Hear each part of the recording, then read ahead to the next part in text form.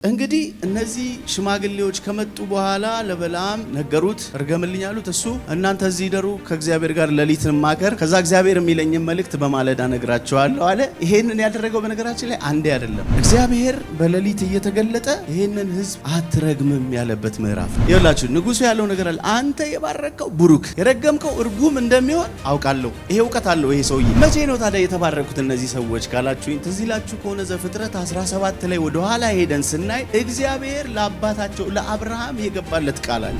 ላንተና ለዘር ዘሮች ሁሉ ብሎ የባረከው በረከት አለ። ስለዚህ አሁን ምንድነው ካላችሁኝ፣ ረጋሚው ተቀደመ። ለምሳሌ ያዕቆብን አይታችሁታል። አታላይ የተባለ ሰው ነው። ማጭበርበር የሚችል ነው። ሹልክ የሚችል ሰው ነው። ግን እግዚአብሔር ሁልጊዜ ኮቨነንቱ ከሱ ጋር ነበር። በጣም ነው የሚገርመኝ። የእግዚአብሔር በረከት ጽኑ ነው ያልኩት ለዛ ነው። ጽኑ ነው። ሰውየው እጥፍ ቢል እንኳን ኪዳኑ ግን እንዳለ። ክርስቲያን ሊደክም ይችላል። ኪዳኑስ አለ። ሲስትስ ይመልሰዋል። አይገርማችሁም? እናንተ እንኳን ታማኝ ባልሆናችሁበት ጎዳና ላይ ኪዳኑ ግን ጽኑ ነው። ተወለደ የዓለም መድኃኒት ስሙን እናክብር በቀን በሌሊት። ተወለደ የዓለም መድኃኒት ስሙን እናክብር በቀን በሌሊት። እሰይ እሰይ ተወለደ። ከኔ ጋር የምንካፈለውን ቃል ሳስብ ስለ ኪዳን እንድናወራ ነው በልቤ ያለውና ርዕሱን ጽኑ ኪዳን ወይም የጸና ኪዳን ብየዋለሁ። ጎናቸው ያለውን ሰው የገባው የጸና ኪዳን ውስጥ ነው በሉት። ሃሌሉያ አሜን ነው ወይ?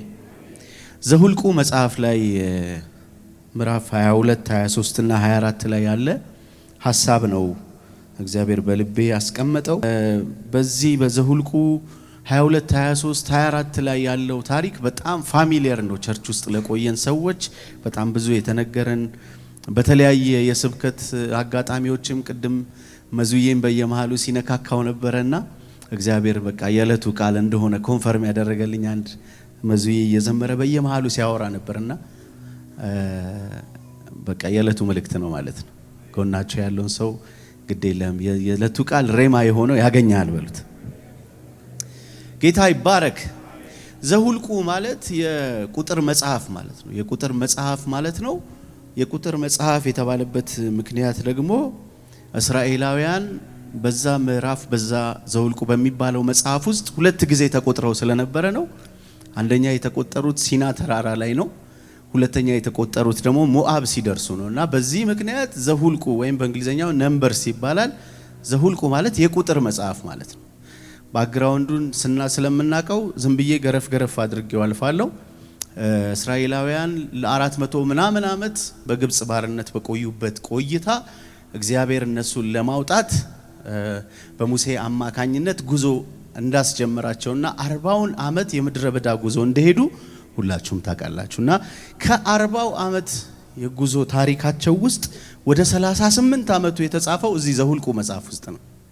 እና ዘሁልቁ መጽሐፍ ከ40ው ዓመት የእስራኤላውያን የምድረ በዳ ጉዞ 38ቱን ዓመት የምናገኘው ዘሁልቁ መጽሐፍ ውስጥ ነው ማለት ነው። በዚህ በዘሁልቁ መጽሐፍ ውስጥ እግዚአብሔር ያንን የምድረ በዳ ጉዞ እንዴት እንደረዳቸው፣ ጠላቶቻቸውን እንዴት እንዳሸነፈላቸው፣ እንዴት እንደመራቸው እዚህ አሁን የደረሱበትን አሁን ማካፈላቸው 22ኛው ምዕራፍ ላይ ደርሰው የሞአብ ሜዳ ላይ ተዘልለው እስከ ተቀመጡበት ሰዓት ድረስ ያለው ታሪክ ያለው እዚህ ዘሁልቁ መጽሐፍ ውስጥ ነው። ስለዚህ አሁን እኔ ማካፈላችሁ ቃል ይሄንን የ38 ዓመት ጉዞ ጨርሰው 40ኛው ዓመት ላይ ሊገቡ አንድ ምዕራፍ ሲቀራቸው 39ኛው ዓመት ላይ ያለ ታሪክ ነው ማካፈላችሁ ማለት ነው። እዚህ አሁን ዘሁልቁ 22 ምዕራፍ ላይ ያሉበት ቦታ ላይ ሲደርሱ እስራኤል መጥቶ ተዘልሎ በሞአብ ሜዳ ላይ ከተቀመጠ በኋላ አንድ የሞአብ ንጉስ ባላቅ የሚባል ሰው አያቸውና ደነገጠ። የደነገጠው ለምንድነው? ስለነሱ የሚያውቀው ታሪክ አለ። እስራኤል የእግዚአብሔር ሕዝብ እንደሆነ ጠላቶቹን ደግሞ እየጨረሰ እንደመጣ እነ አሞራውያንን እነ ኬጢያውያንን እነ ፌርዚያውያንን ኢያቡሳውያን የሚባሉትን እነዚህን ሁሉ እየጨረሰ መጥቶ እዛ ቦታ ጋር ሲደርስ እንደዚህ ያለ ይሄ ሰው እስራኤል በሬ ለመለመ ሳር እያጨደ እንደሚመጣ ጠላቶቹን እንደዚህ እየጨረሰ የመጣ ህዝብ ነውና ይህንን ህዝብ በጦርነት አላሸንፈውም ብሎ ሲናገር የምናይበት ምዕራፍ አለ። ከዛ በኋላ የወሰደው አክሽን በጦርነት እንደማያሸንፍ ስለገባው በለዓም ወደሚባል ረጋሚ መልእክተኞችን የላከበት ምዕራፍ ነው። ስለዚህ ምዕራፉ ሲጀምር ምንድነው የሚለው? በሬ ለመለመ ሳር እያጨደ እንደሚመጣ እስራኤል ጠላቶቹን እየጨረሰ እዚህ ጋር ደርሷል። ስለዚህ ይሄንን ህዝብ በጦርነት ማሸነፍ ማይታሰብ ስለሆነ ወደ በለዓም ረጋሚ ይልካለዋልና የሞዓብ ሽማግሌዎችን በሌሊት ወደ በለዓም ላከ ማለት ነው። እነዚህ የሞዓብ ሽማግሌዎች መጥተው ንጉስ ባላቅ የሞዓብ ንጉስ ማለት ነው መልእክት ወደሱ እንደላከ ለበለዓም ነገሩት። በለዓም ማለት በጊዜው እሱ የተናገረው ቃል ጠብ የማይል ከባድ ረጋሚ ነው። ነብይ የነበረ ግን ይሄንን ኦፊስ አቢዩዝ አድርጎት ለእርግማን የሚጠቀም ሰው ነውና ይሄ በለዓም ማለት እሱ የተናገረው ነገር ሁሉ ነው የሚሆነው። ረገመ ማለት ረገመ ነው በቃ። እና ይሄንን ስለሚያውቅ ንጉሱ የሞዓብ ሽማግሌዎችን ላከ ወደሱ መልእክተኞች ማለት ነውና የፈለከውን አደርግልሃለሁ ነው ያለው። የፈለከውን አደርግልሃለሁ፣ ይሄ ህዝብ ግን በጦርነት ስለማላሸንፈው እባክህን እንደምታረግ አድርገህ እዚሁ ሜዳ ላይ እንዳሉ ድርቅ አድርግልኝ ብሎ አላቸው። ከኔ ጋር ማንበብ ካለባችሁ እንድታነቡት አበረታታችኋለሁ። 22ኛው ምዕራፍ ዘኍልቍ። ከዚህ በኋላ እስራኤላውያን ወደ ሞዓብ ሜዳ ተጉዘው ከዮርዳኖስ ወንዝ አጠገብ በኢያሪኮ ማዶ ሰፈሩ። በዚህ ጊዜ የሴፎር ልጅ ባላቅ እስራኤል በአሞራውያን ላይ ያደረገውን ሁሉ አየ። ሞዓብም ከህዝቡ ብዛት የተነሳ ተሸበረ። በእርግጥም ሞዓብ እስራኤላውያንን ምክንያት በፍርሃት ተውጦ ነበር። ሞዓባውያንም የሚዲያምን ሽማግሌዎች በሬ የመስክ ሳር ጠራርጎ እንደሚበላ ሁሉ ይህም ሰራዊት በዙሪያችን ያለውን ሁሉ ጠራርጎ የሚያጠፋ ነው አሏቸው። ስለዚህም በዚያ ጊዜ የሞዓብ ንጉስ የነበረው የሴፎር ልጅ ባላቅ ከወንዙ ዳር ባለችው በትውልድ ሀገሩ በምትገኝ በቢዮር ልጅ በለዓምን እንዲጠሩት መልእክተኞች ላከ። እንዲህም አለ፣ እነሆ ከብዛቱ የተነሳ ምድሩን የሸፈነ ህዝብ ከግብፅ ወጥቶ በአቅራቢያ ሰፍሯል። ስለዚህ ይህን ህዝብ መቋቋም ስለማልችል መጥተህ ርገምልኝ። ምናልባት ድል አድርጌ ከሀገሪቱ ላስወጣቸው የምችለው ከዚያ በኋላ ሊሆን ይችላል። አንተ የምትባርከው ብሩክ የምትረግመው እርጉም እንደሚሆን አውቃለሁ አለው። አይገርማችሁ? አንተ የምትባርከው የተባረከ የምትረግመው ደግሞ የተረገመ እንደሆነ አውቃለሁ ብሎ ነው መልእክተኛ የላከበት። እንግዲህ እነዚህ ሽማግሌዎች ከመጡ በኋላ ለበለዓም ነገሩት፣ እርገምልኝ አሉት። እሱ እናንተ እዚህ ደሩ፣ ከእግዚአብሔር ጋር ሌሊትን ማከር፣ ከዛ እግዚአብሔር የሚለኝን መልእክት በማለዳ ነግራቸዋለሁ አለ። ይሄንን ያደረገው በነገራችን ላይ አንዴ አይደለም። እዚህ ምዕራፍ ላይ እነዚህ ሽማግሌዎች 3 ጊዜ ተመላልሰዋል እሱ ወደ ነበረበት አገር።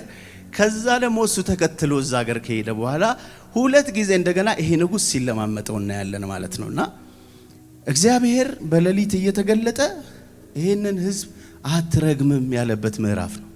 ጎናችሁ ያለውን ሰው ጠላት መርገም ስለማይችል እንዳይመስል ከልካይ ስላለን ያለኸው በሉት። አሜን አትሉም እንዴ? አሜን አትሉም? ይኸውላችሁ ንጉሱ ያለው ነገር አለ። አንተ የባረከው ብሩክ የረገምከው እርጉም እንደሚሆን አውቃለሁ። ይሄ እውቀት አለው ይሄ ሰውዬ። ለዚህ ነው የላከው ሽማግሌዎቹና ሲልክ ደግሞ እጅ መንሻ አሲዞ ነው የላከው። ዝም ብሎም አይደለም ማባቢያም አለው። በጣም ነው ደስ የሚለኝ። ሁለተኛው ላይ ሲልካቸው ሽማግሌዎችን ይሄ በለዓም የተባለ ሰውዬ እንደዚህ ያለው አይደለም፣ በወርቅና በብር የተሰራው ቤተ መንግስት ብትሰጠኝ እንኳን እግዚአብሔር ካለኝ ውጪ ምንም አልልም አለ። ጌታ ይባረክ።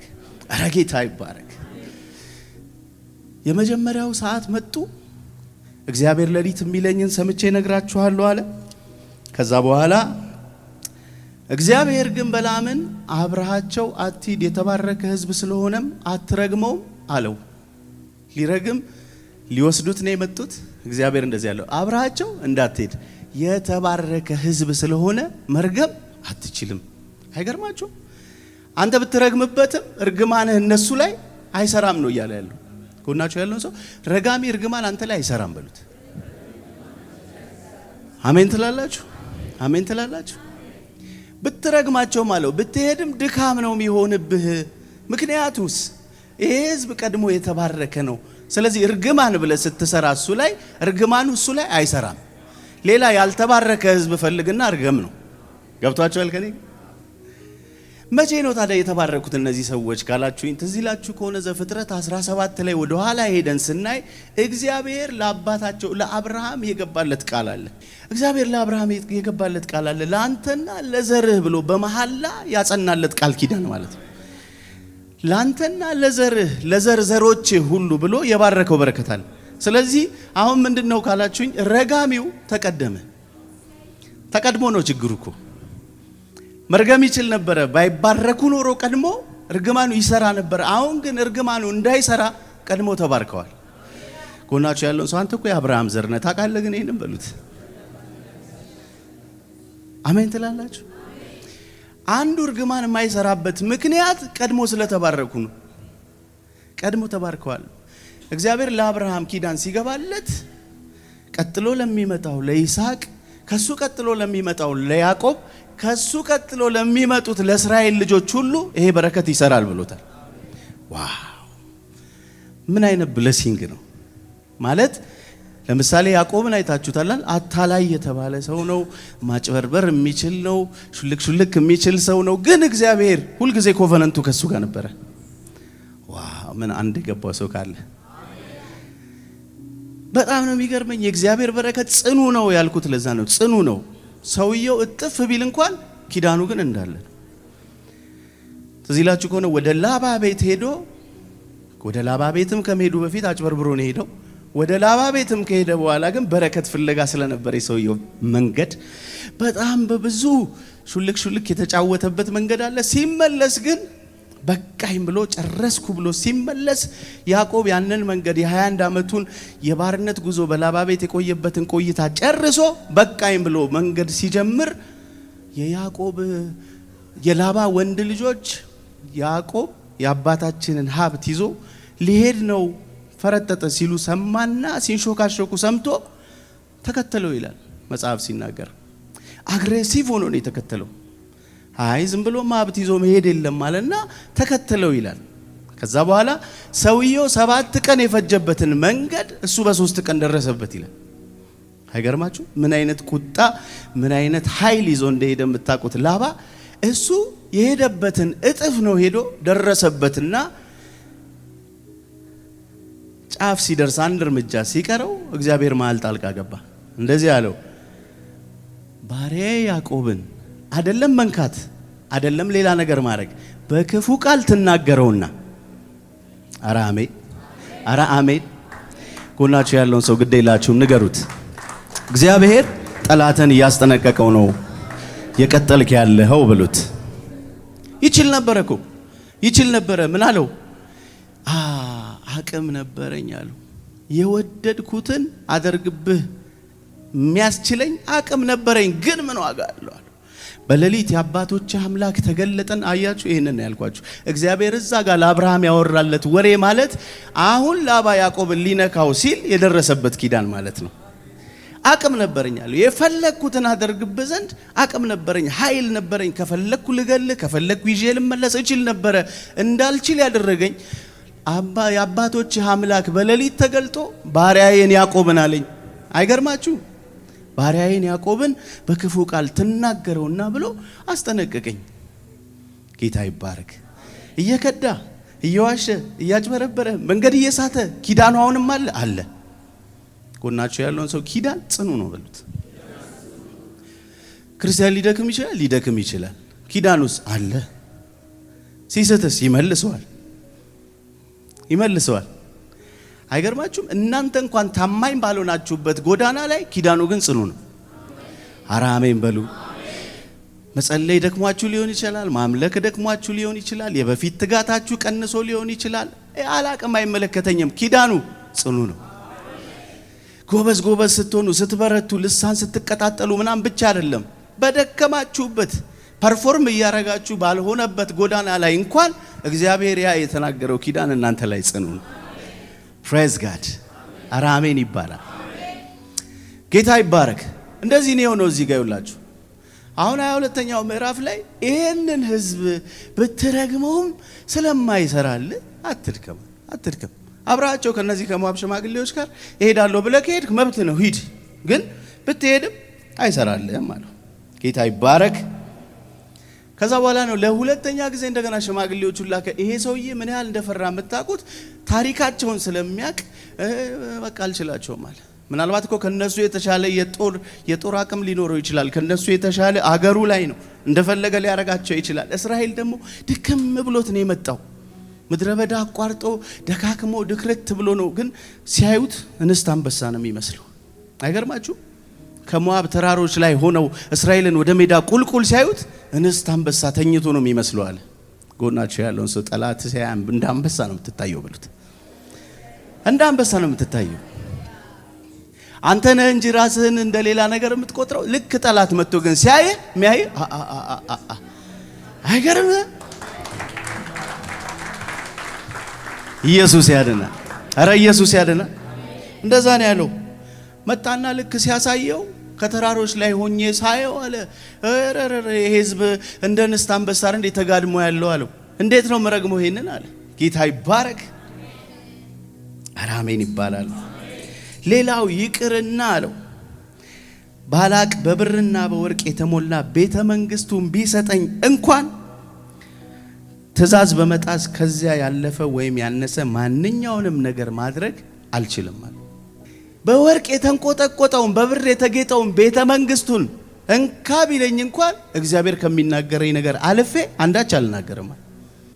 ከዛ በኋላ እንደገና ሲመጡ በሁለተኛው እንደዚህ ያለው እግዚአብሔርን አሁንም ልጠይቅ አለ በሌሊት። እናንተ ተኙ ግዴ ለምን ከአምላኬ ጋር ልማከር፣ ሂድ ካለኝ እንግዲህ ሄዳለሁ ምን አረጋለሁ ብሎ በጣም ሲጨቀጭቁት ለሁለተኛ ጊዜ ሲል እግዚአብሔር ችግር የለም እሺ አብራቸው ሂድ፣ እኔ ከምል ውጪ ግን ምንም አትተነፍስም አለው። መሄዱን ሂድ ግዴ የለም እኔ ግን ከምል ውጪ ምንም እንዳትላለው እግዚአብሔር እኮ ያውቃል። አራሜ ከዛ በጣም የሚታወቅ ታሪክ ነው ይሄ ታሪክ። በለዓም የሚባል ሰውዬ በተነሳ ቁጥር ሁሌ የምትነሳ አንድ ታሪክ አለች። አህያዋ ነች። እቺ አህያ ትዝ ይላችሁ ከሆነ ተቀምጦባት ሲሄድ መልአኩን አይኗ ተገልጦ አየችው። ሰይፍ ይዞ እንደቆመ ይቀጠቅጣታል። ምን አርጊ ነው የምትለኝ አለችው። ምን አርጊ ነው የምትለኝ እንዴ? ከዚህ በፊት እንደዚህ አስቸግሬ አውቃለሁ እንዴ አለችው። አራሜ አስባችሁታል? እግዚአብሔር የአህያን አንደበት ከፍቶ ሲያናግር ስለ ህዝቡ ማያረገው ነገር የለም። ስለ ህዝቡ ሌላ ምንም ነገር ድንጋይ ያናግራል። አሜን በሉ እንጂ ጎናችሁ ያለውን ሰው ስላንተ ማያናግረው ነገር የለም በሉት። በታሪክ አውርታ አታውቅም። አህያ ኮንቨርሴሽን ኖሯት አያውቅም ከሰው ጋር። በጣም የሚገርበው ግን ያን ቀን አወራችሁ። ምን አርጊ ነው የምትለኝ እንዴ? ከዚህ በፊት እንደዚህ አስቸግሬ አውቃለሁ እንዴ? ደበደብከኝ እኮ አለችው።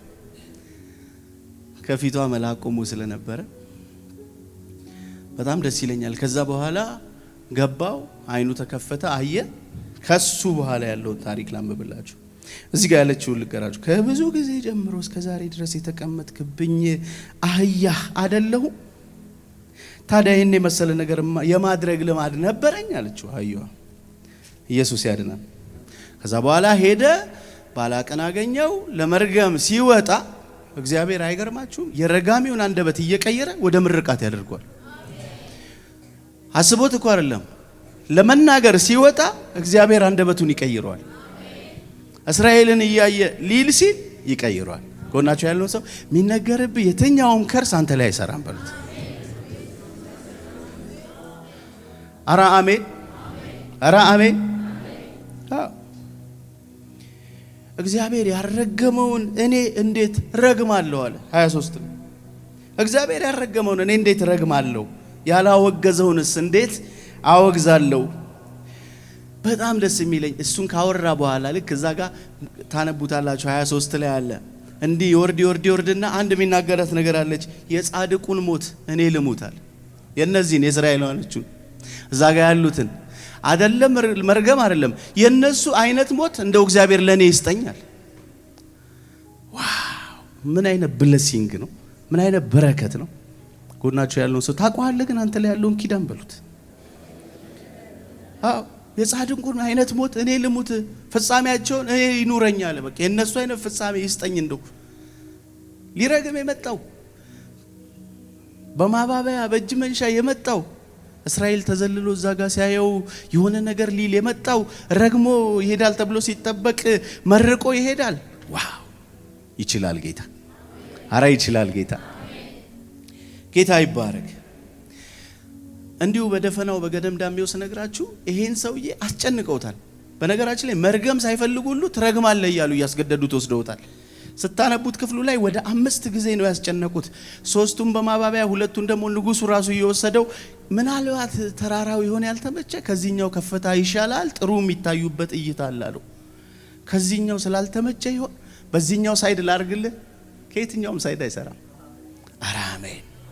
አራሜን ለምን በቃ አስቀድሞ መርቋቸዋል አስቀድሞ ባርኳቸዋል መጽሐፍ ሲናገር እንደዚህ ይላል እናንተ በክርስቶስ ከሆናችሁ የአብርሃም የተስፋው ቃል ወራሾች ናችሁ ይላል እንግዲህ በክርስቶስ ከሆናችሁ ያባታችሁ የአብርሃም የተስፋው ቃል ወራሾች ናችሁ ስለዚህ ለአብርሃም የተነገረው ቃል እዛ ለነበሩት እስራኤላውያን ብቻ አይደለም የሚሰራው በክርስቶስ ኢየሱስ ለሆናችሁት ለእናንተ ለሁላችሁ ያ ኪዳን ቅድም የነገርኳችሁ ዘፍጥረት ላይ ይሰራባቸዋል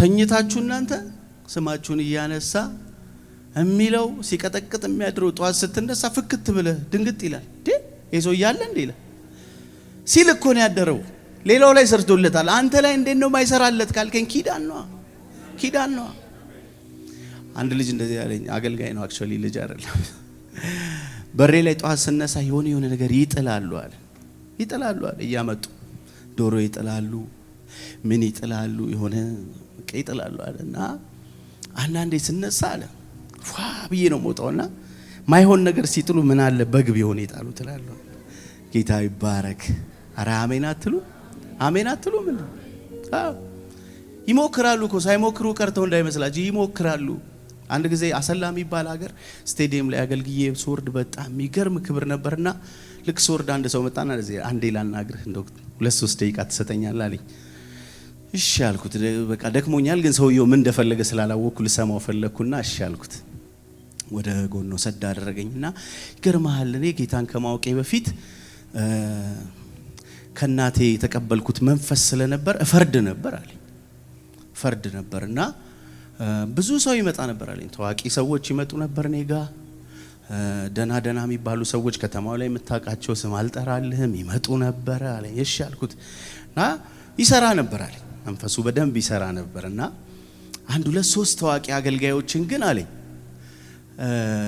ያንን ሟርት እንድሰራ እንድረግም መጣልኝ አለና አጋጣሚ መጣልኝ የመዝሙር ሲዲ ነው አለና እነዛ የመጡ ሲዲዎች ላይ አንዱ ያንተ ሲዲ ነበር አለ እግዚአብሔር በቃ ፌቨር እንዳይሰጠው ምድሪቱ ላይ ተጽዕኖ እንዳይፈጥር አየሩን እንዳይገዛ እርገም ተብዬ ነው መጣልኝ አለ እና ሰርቻለሁ በሰዓቱ ተከፍሎኝ ስለነበረ ሰርቻለሁ አለ አይገርማችሁ የሆነት ምስክር ነው ይሄ ምናልባት እንግዲህ በቪዲዮ ኮታ ይሆናል ሰውየው ሰራው አለ ደግም ወገማረጋውን ሁሉ አድርጌያለሁ አለ አልሰራልኝም ግን አለ አይገርማችሁ አልሰራልኝምና ቆመ ያገለገልክ ታቾኝ ያያየው ምን አይነት በቃ ይሄ እውነት ድሮ ገብቶኝ ቢሆን እና የተገረምኩት ባንተ አገልግሎት ሳይሆን አለ እኔ ነፃ መውጣት ይገረመኛል አሁን ኢየሱስን ካወቅኩ በኋላ ምን አይነት ጨለማ ውስጥ እንደነበርኩ መንፈሳዊ ስለሆነን እኛ ይገባናል አይደል አለኩ መቼም የለም አትሉ ማለት አለ ይሞከራል ይሰራል ለምንድነው ታዲያ እናንተ ላይ ያልሰራው ደግሜ ልንገራችሁ ኪዳን የሚባል ነገር አለ አረ አሜን ይባላል አለ ኪዳን የሚባል ነገር አለ በክርስቶስ ኢየሱስ እናንተም የአብርሃም የተስፋው ቃል ወራሾች ናችሁ ስለዚህ ህዝቤን እንዳትነካ ካለው እዛ ነገር ውስጥ እንዳትነካ የሚለው ቃል ውስጥ አላችሁበት ህዝቤን ባረክዋለሁ አብዝቻለሁ የሚለው ውስጥ አላችሁበት እያንዳንዷ ገብታችሁ ይዩት ዘፍጥረት 17 ላይ እግዚአብሔር በመሐላ ለአብርሃም የገባለት ቃል ኪዳን ነው ላንተና ለዘር ብሎ እሱ ሁሉ የናንተ ነው በነገራችን ላይ አሜን አትሉ ስለዚህ አለመብዛት አትችሉ አለመስፋት አትችሉ አለመባረክ አትችሉ እኔ እንደዚህ ላለው እዚህ መጥቶ ከዚህ ጋር ኮኔክት አድርጎ እዚህ ካለው ስፒሪት ጋር ኮኔክት አድርጎ መለምለም የማይችል ሰው የለም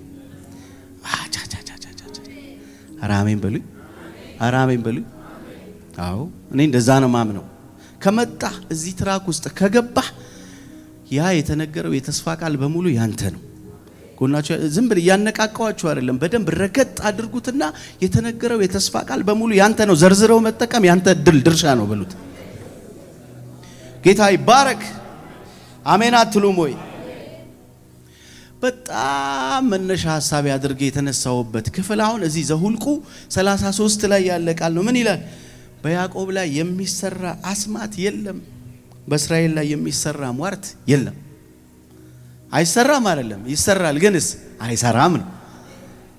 በእስራኤል ላይ ሟርት፣ በያዕቆብ ላይ ድግምት አይሰራም፣ አይሰራም። ምንድነው የምትለም ፓስተር ቴዲ? አይሰራም። አስረግጬ ነው የምነግራችሁ፣ አይሰራም። ታዲያ እኔ ላይ አንዳንድ ጊዜ ምናምን ካላችሁ ኖ ኖ ኖ ኖ ኖ። ይኸው በጣም ብዙ ክርስቲያን ባይዘው እንደዚህ ያስባል። በጌታን ካወቀ በኋላ ራሱ በጌታ ከሆነ በኋላ የሆነ ነገር ፌል ሲያደርግበት የሆነ ነገር እንትን ሲልበት የሆነ ያልተነካ ነገር ያልተፈወሰ ነገር አለ እንዴ? አያቴ ላይ የነበረው ነገር ነው እንዴ እየተከተለኝ ያለው የሚል ሰው አለ። ኖ ኖ ኖ ኖ ኖ። ይኸው አስረግጣችሁ ንገሩት። አንተ ጌታን ካወቅበት ግን ጨምሮ ከኋላ ያለው ታሪክ ተቋርጧል በሉት። ተቋርጧል። ዲስኮኔክት አድርጓል። ፕሬዝ ጋድ። አሜን ነው ወይ? አሜን ነው ወይ? በጣም ሰይጣን አንዱ መጠቀሚያው ፍርሃት ነው። ታውቃላችሁ፣ ሰው ውስጥ ፍርሃት ይከታል። ከዛ በኋላ የሆነ ነገር በሆነ ቁጥር ያከርስ እኔ ላይ አሁንም አለ እንዴ ብለው ሰዎች ክርስቲያኖች እንዲያስቡ ያደርጋል። ኖ ኖ ኖ ኖ ኖ ኖ። ዲስኮኔክት አድርጓል። የዚህ ቤት መብራት እኮ የሚበራው ስለተቀጠለ ነው። ከውጪ ሆነን ከዋናው ሶርስ ጋር ያለውን ነገር ብታቋርጡት የቤት ጨለማ ነው የሚሆነው። ከኋላ የነበረው እርግማን እናንተ ጋር እንዳይደርስ መካከለኛ ገብቶ ያቋርጠዋል። ተቋርጦ ዛሬ አንድ መልስ ይዛችሁ ተውጣላችሁ። እንዲህ አይነት ጥያቄ ያለባችሁ ካላችሁ ኖ ኖ ኖ ኖ ኖ፣ በር እንዳከፍቱ በጭራሽ። እናንተ ላይ እርግማን አይሰራም። እናንተ ላይ ከርስ አይሰራም። አሜን ነው ወይ? እሺ፣ አሁን የመጀመሪያው ምንድነው ላላችሁኝ ሰዎች ያልሰራበት ምክንያት እግዚአብሔር አስቀድሞ ስለባረካቸው ነው።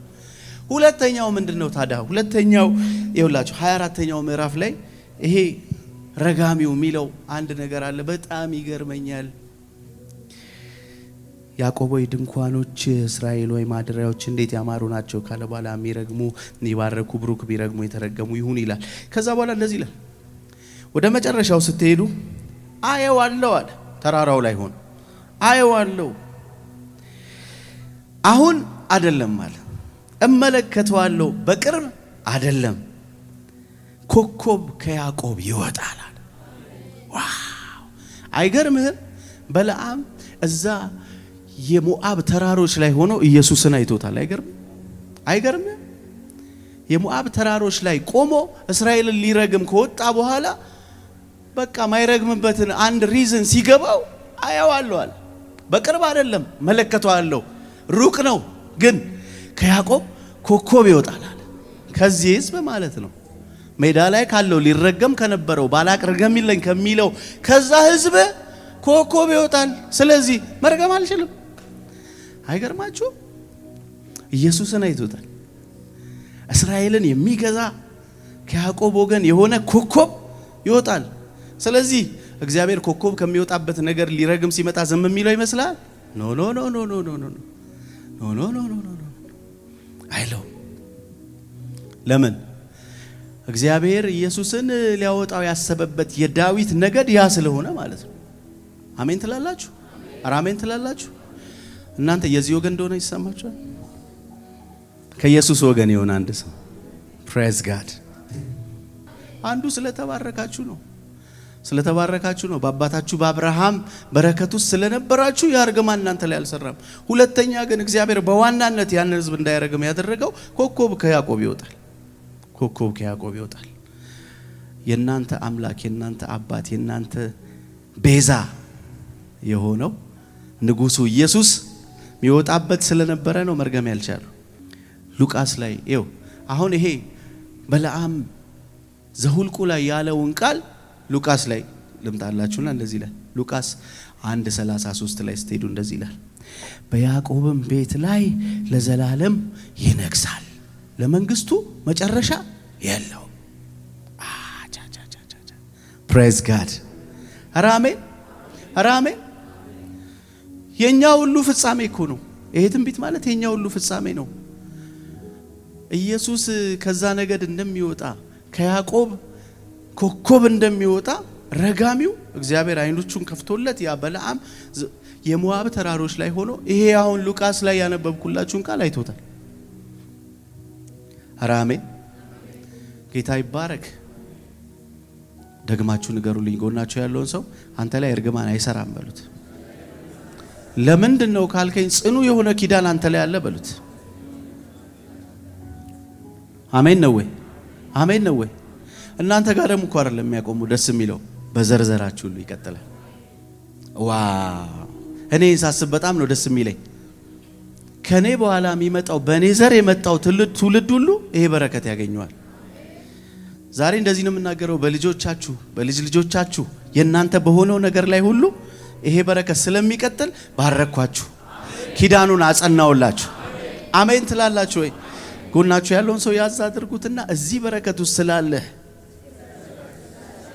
ኪዳኑ አንተ ላይ ስለሚሰራ ጠላት ባንተ ቤት እድል ፈንታ ስለሌለው ምንድነው ዛሬ ያለህ ለጌታ ምስጋና በሉት እስቲ። እልልታችሁ ጭብጨባችሁ ከፍ ብሎ ይሰማ።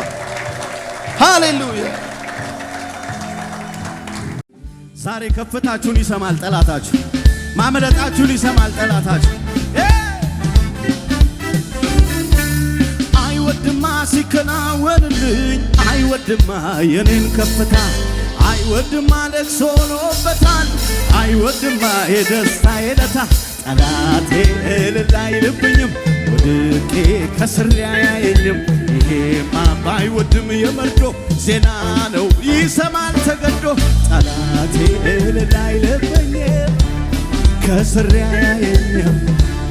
ባይወድም የመርዶ አንድ ሰው እጁን ያንሳና ግራ ተጋብቷል ከሳሼ ስላየኝ ሞገስ ለብሼ።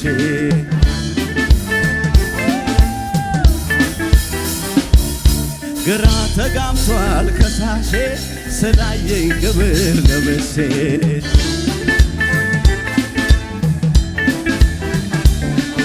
እስኪ ቀና ቀና ወደ ላይ አዲስ ክብር መጥቷል አንተ ላይ።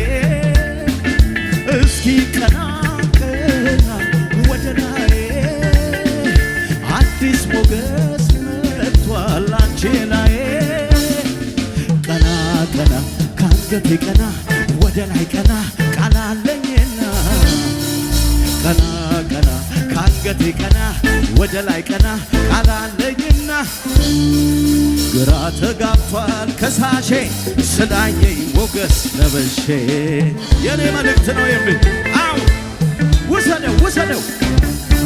ግራ ተጋብቷል ከሳሼ ስላየኝ ክብር ለብሼ።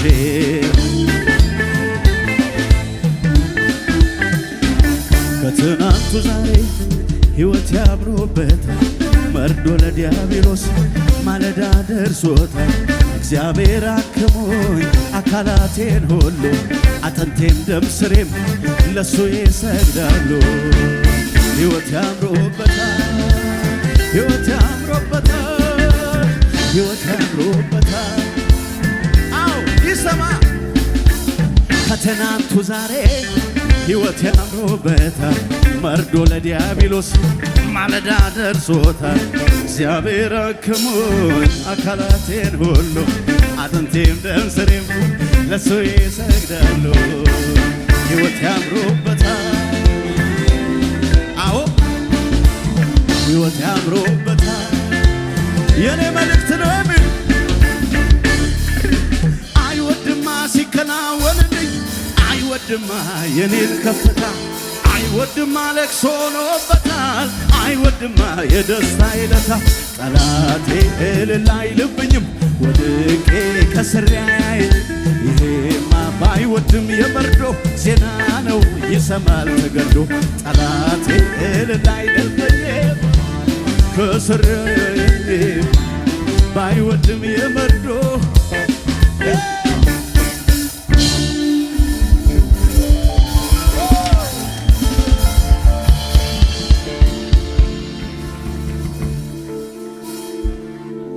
እንዴት ደስ ይላል!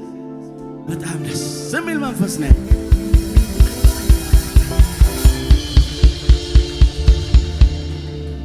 ወዳጆች እርግጠኛ ነኝ ዛሬ መልካችሁ ቆዳችሁ ሳይቀየር ነው የሚቀየር። አሜን አትሉ? የሆነ ሰው ሲያይ ምን ነው ዛሬ ካላችሁ የነካኝ መንፈስ የሆነ ነገር አግኝቶኛል እሱ ነው ኧረ እሱን ይመስላል ከተባላችሁ የነካችሁ መንፈስ አለ። አሜን በሉ። ገመዴ ባማረ ስፍራ ወድቃልኛል ርስቴም በሱ በአምላኬ ስለተዋበች ወዶኛልና አዳነኝ ወደ ሰፊ ስፍራ ወጣኝ ወዶኛልና አዳነኝ ወደ ሰፊ ስፍራ ወጣኝ ግራ ተጋብቷል ከሳሼ ስላየኝ ሞገስ ለብሼ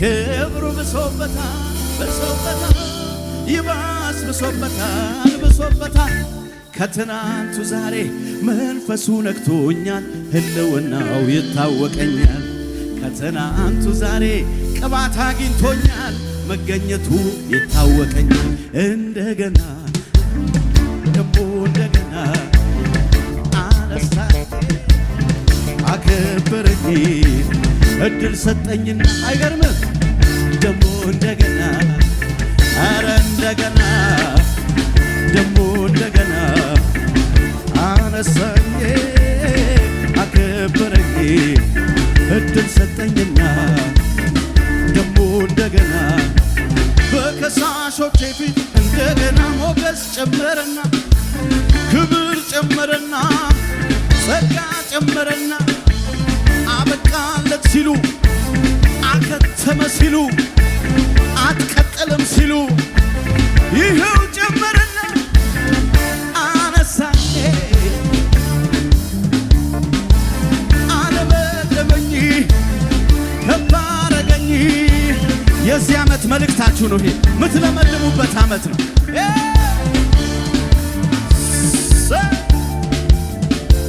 የታል ጭብጨባ እልልታው ለኢየሱስ ለንጉሡ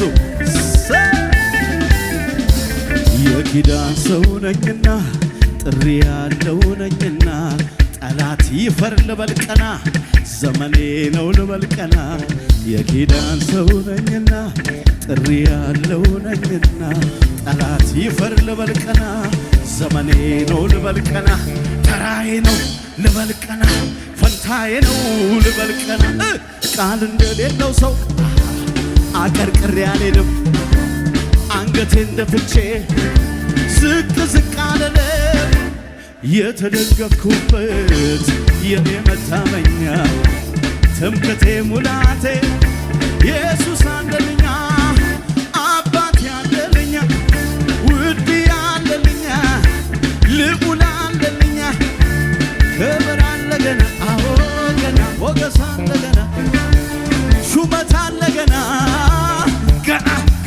ገና ክብር አለ ገና ሞገስ አለ ገና ይታየኛል ገና ለሚያምን ሰው የኪዳን ሰው ነኝና ጥሪ ያለው ነኝና ጠላት ይፈር ልበልቀና ዘመኔ ነው ልበልቀና የኪዳን ሰው ነኝና ጥሪ ያለው ነኝና ጠላት ይፈር ልበልቀና ተናግሮኛል ልበልቀና ተራዬ ነው ልበልቀና ፈንታዬ ነው የኔ መልእክት ነው ቃል እንደሌለው ሰው አቀርቅሬ አልሄድም አንገቴን ደፍቼ ምን በወጣኝ ዝቅ አልልም የተደገፍኩበት የኔ መታመኛ ትምክህቴ ሙላቴ ጥያቄ ኖሮ ያልተመለሰ መዘመር አልከው ፍቅሬ ማልቀንስ ማጠኛውን ስቶኜ የተራዬን ልበል እኔ ጋ ደርሶ አምልኮ ይጓደል ድሮ የበላይ ነህ ክብር ነው መገኛህ እኛ ቤት መተህማ የታል ጭብጨባው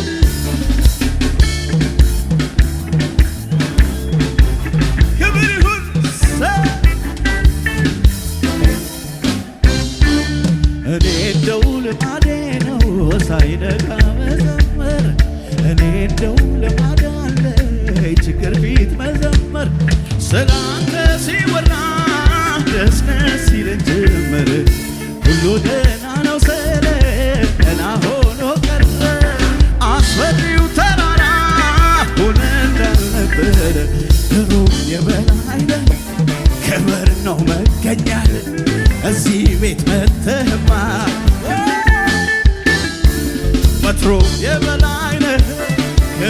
ነው መገኛ እኛ ቤት መተህማ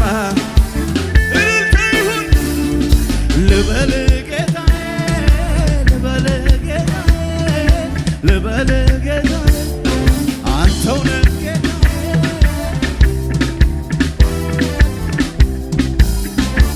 ግሩም የበላይ ነህ ክብር ነው መገኛ እኛ ቤት መተህማ አናሳንስ ወትሮም የበላይ ነህ ክብር ነው መገኛ እዚህ ቤት መተህ ይህን ብለን እንጨርስ።